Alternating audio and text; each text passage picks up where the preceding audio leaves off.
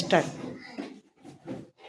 ಕೇಳಿರಿ ಕೇಳಿರಿ, 4ನೇ ತರಗತಿಯ ಮಕ್ಕಳಾದ ನಾವು ಕಾಡಿನಲ್ಲೊಂದು ಸ್ಪರ್ಧೆಯ ನಾಟಕವನ್ನು ಮಾಡುತ್ತಿದ್ದೇವೆ. ನೋಡಿ, ಆನಂದಿಸಿ. ದಟ್ಟವಾದ ಕಾಡೊಂದರಲ್ಲಿ ಗಿಡಮರಗಳೆಲ್ಲ ಚಿಗುರೆಡಿದು ಕಂಗೊಳಿಸುತ್ತಿದ್ದವು. ಪ್ರಾಣಿಗಳೆಲ್ಲ ನಿರ್ಭಯವಾಗಿ ಓಡಾಡುತ್ತಿದ್ದವು. ನವಿಲುಗಳು ನರ್ತಿಸುತ್ತಿದ್ದವು. ಗಿಳಿಗುಬ್ಬಿಗಳು ಚಿಲಿಪಿಲಿ ಎಂದು ಉಲಿಯುತ್ತಿದ್ದವು. ಎಲ್ಲಾ ಪ್ರಾಣಿ ಪಕ್ಷಿಗಳು ಸಂತೋಷದಿಂದ ಸಹಬಾಳ್ವೆ ನಡೆಸುತ್ತಿದ್ದವು. ಹಾಗಾದರೆ ನಾವು ಕಾಡಿನ ದಿನಾಚರಣೆಗಾಗಿ ಸಭೆ ಸೇರೋಣವೇ?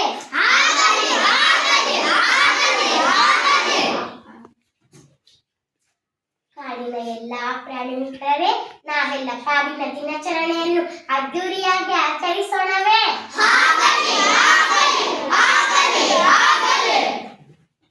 ಆಯಿತು, ಆದರೆ ಈ ವರ್ಷ ವಿಶೇಷವಾಗಿ ಆಚರಿಸೋಣ. ವಿಶೇಷವಾಗಿ ಎಂದರೆ ಹೇಗೆ?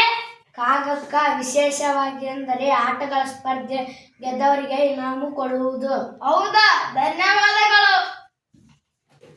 ಇಲ್ಲ, ಈ ಬಾರಿ ಆಟಗಳ ಬದಲು ಆಶುಭಾಷಣ ಸ್ಪರ್ಧೆ ನಡೆಸೋಣ. ಏಕೆ? ಹಿಂದೆ ಆಮೆ ಜೊತೆ ಓಟದ ಸ್ಪರ್ಧೆಯಲ್ಲಿ ಸೋತಿದ್ದಕ್ಕೆ ಭಯವೇನು? ಇಲ್ಲಪ್ಪ, ನನಗೇಕೆ ಭಯ? ಆಶುಭಾಷಣ ಸ್ಪರ್ಧೆ ಎಂದರೆ ಎಷ್ಟೋ ಗೊತ್ತಿಲ್ಲದ ವಿಚಾರಗಳನ್ನು ನಾವು ತಿಳಿದುಕೊಳ್ಳಬಹುದು ಎಂದೆನ್ನಷ್ಟೇ. ಆಶುಭಾಷಣ ಸ್ಪರ್ಧೆ ಅದೆಂದರೇನು? ಓ ನರಿರಾಯ, ನಿನಗೆ ಅಷ್ಟು ಗೊತ್ತಿಲ್ಲವಾ? ಆಶುಭಾಷಣ ಸ್ಪರ್ಧೆ ಎಂದರೆ ಸ್ಥಳದಲ್ಲಿಯೇ ಸೂಚಿಸಿದ ವಿಷಯದ ಬಗ್ಗೆ ಭಾಷಣ ಮಾಡುವುದು. ಹಾಗಾದರೆ ನಾಳೆ ನಾವು ಸ್ಪರ್ಧೆಗಳನ್ನು ನಡೆಸೋಣವೇ? ನಾಳೆ ಎಲ್ಲರೂ ಇಲ್ಲಿಯೇ ಸೇರೋಣ. ಕೋತಿ, ತೋಳ, ಕೋಗಿಲೆ, ನೀವು ಬನ್ನಿರಿ, ತೀರ್ಪುಗಾರರಾಗಿರಿ. ಆಗಲಿ ಮಹಾಪ್ರಭು, ಧನ್ಯವಾದಗಳು. ಒಬ್ಬೊಬ್ಬರಾಗಿ ಬನ್ನಿ.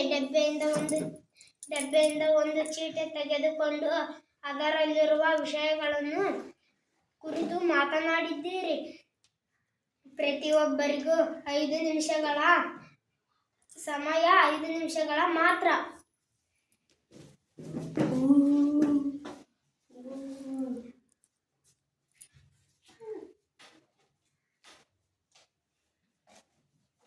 ನನಗೆ ಬಂದಿರುವಂಥ ವಿಷಯ ರೇಡಿಯೋ ಒಂದು ಸಂಪರ್ಕ ಸಾಧನ. ರೇಡಿಯೋ ಕಂಡುಹಿಡಿದವರು ಮಾರ್ಕೋನಿ. ಇದರಲ್ಲಿ ಚಿಂತನ, ಕೃಷಿ ಸಮಾಚಾರ, ಶಿಕ್ಷಣ ವಾರ್ತೆ, ಕ್ರೀಡೆ, ಸಂದರ್ಶನ, ರಾಜಕೀಯ, ಮನೋರಂಜನೆ, ಚಿತ್ರಗೀತೆ ಇತ್ಯಾದಿ ಕಾರ್ಯಕ್ರಮಗಳು ಪ್ರಸಾರ ಆಗುತ್ತವೆ. ದೇಶ ವಿದೇಶ ಸಮಾಚಾರ ತಕ್ಷಣ ಇದರ ಮೂಲಕ ತಿಳಿಯಬಹುದು. ಇದರಲ್ಲಿ ಪ್ರಸಾರ ಆಗುವ ಚಿನ್ನದ ಚುಕ್ಕಿ ಚಿನ್ನ ಮತ್ತು ಕೇಳಿ ಕಲಿ ಕಾರ್ಯಕ್ರಮ ಎಂದರೆ ನನಗೆ ಅಚ್ಚುಮೆಚ್ಚು.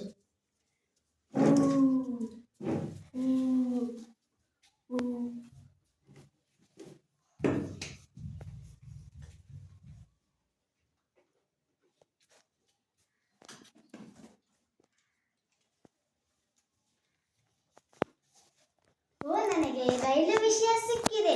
ನನಗಿಂತ ವೇಗವಾಗಿ ಚಲಿಸುವ ಉದ್ದವಾದ ವಾಹನವಿದು.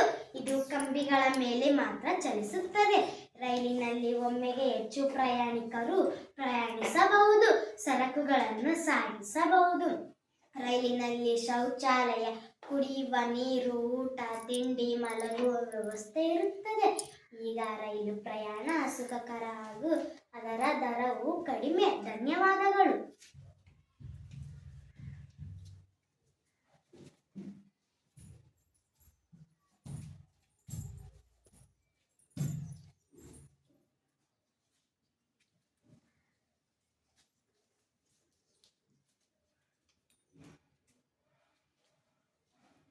ನನಗೆ ಬಂದಿರುವಂಥ ವಿಷಯ ವಿಮಾನ.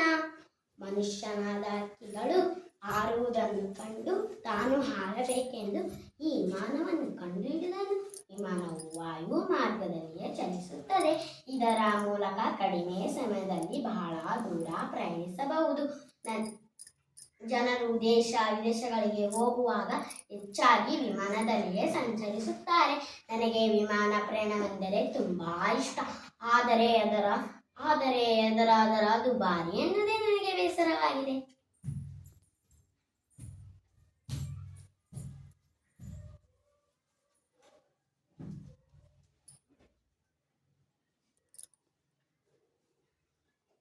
ನನಗೆ ಸಿಕ್ಕ ವಿಷಯ ಹಿಮಾಲಯ ಪರ್ವತ ಶ್ರೇಣಿ. ಇಲ್ಲಿ ಅತ್ಯಂತ ಎತ್ತರವಾದ ಪರ್ವತಗಳಿವೆ. ಭಾರತದ ಉತ್ತರ ಭಾಗದಲ್ಲಿದ್ದು ಹಿಮದಿಂದ ಕೂಡಿವೆ. ಶತ್ರುಗಳು ದೇಶಕ್ಕೆ ಬರದಂತೆ ಇವುಗಳು ತಡೆದಿವೆ.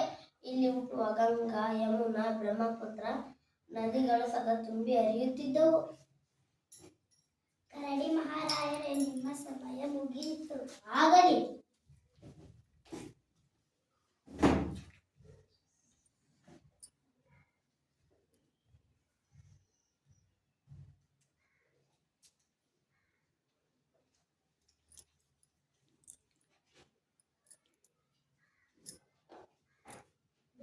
ವಿಷಯ ನನಗೆ ಸಿಕ್ಕಿದೆ. ಎಲ್ಲರೂ ಬ್ಯಾಂಕ್ನಲ್ಲಿ ಹಣದ ವ್ಯವಹಾರ ಮಾಡಿ ಹನಿ ಕುಡಿದ್ರೆ ಹಳ್ಳ, ತೆನೆ ಕುಡಿದ್ರೆ ಬಳ್ಳ ಎಂಬಂತೆ ಉಳಿತಾಯ ಮಾಡಬೇಕು.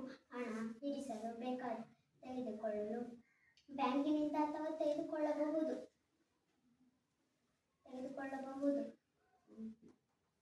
ಗೂಗಲ್ ಪೇ, ಫೋನ್ ಪೇ ಇರುವುದರಿಂದ ತಕ್ಷಣವೇ ವರ್ಗಾವಣೆ ಮಾಡಬಹುದು. ಧನ್ಯವಾದಗಳು.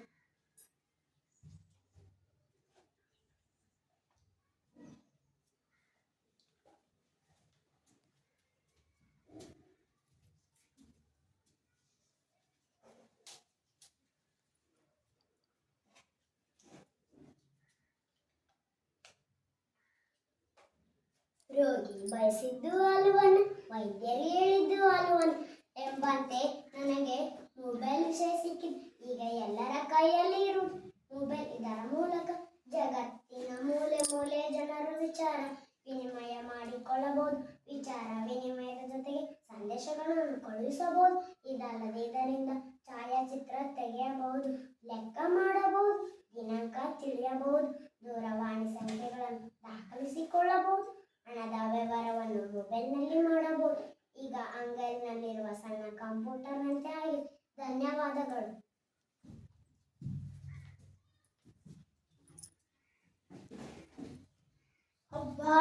ಒಲವು ತಿಳಿಸಿದಂತೆ ಈ ಆಶುಭಾಷಣ ಸ್ಪರ್ಧೆಯ ಮೂಲಕ ನೀವೆಲ್ಲ ಬಹಳ ವಿಷಯಗಳನ್ನು ತಿಳಿದುಕೊಂಡೆವು.